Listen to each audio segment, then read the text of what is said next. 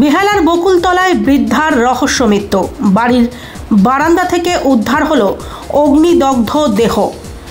জানা গিয়েছে মৃতার নাম সর্বাণী পাল। পণ্যশ্রী থানা এলাকার বকুলতলায় দোতলা বাড়িতে থাকতেন স্বামী এবং স্ত্রী। স্ত্রী সর্বাণীর সঙ্গে পণ্যশ্রীর বাড়িতে থাকতেন মৃণালবাবু। সূত্রের খবর, দীর্ঘদিন ধরেই মৃণালবাবুও অসুস্থ। ছেলে কর্মসূত্রে আমেরিকায় থাকেন। পরিবারের দাবি, নানান রকম অসুখে ভুগছিলেন 70 বছরের ওই বৃদ্ধা। মৃণালবাবুই আজ সকালে দোতলায় স্ত্রীর অগ্নিদগ্ধ দেহ দেখতে পান। বৃদ্ধার ঘর থেকে মিলেছে একটি সুইসাইড নোট। জানা যাচ্ছে একাকিত্ব, অসহায়তার কথাই লিখেছেন তিনি।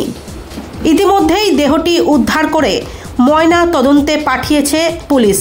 তবে আত্মহত্যা নাকি অন্য কোনো কারণে এই মৃত্যু তা খতিয়ে দেখছে পুলিশ।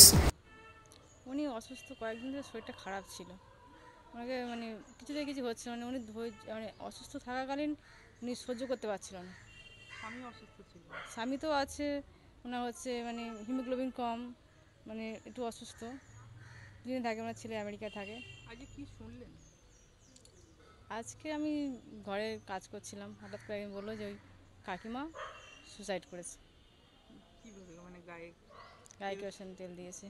আচ্ছা, উনি তারপর মারা গেছেন, হাসপাতালে নিয়ে যাওয়া হয়েছে? উনি ঘরেতেই মারা গেছে। ওনার নাম? নাম আমি যেটা জানি, আমরা বনি বলে জানতাম। বিনা পাল। বয়স কী রকম হবে? 70। ছেলে কোথায় থাকে? ছেলে আমেরিকা থাকে। এখানে স্বামী স্ত্রী দুজনে থাকে? হ্যাঁ। দিদি, আপনার নাম? আমার নাম পুতুল দাস। এই জায়গাটার নাম? এটা আছে 2 নম্বর বাসুদেবপুর, ওয়ার্ড নাম্বার? 128।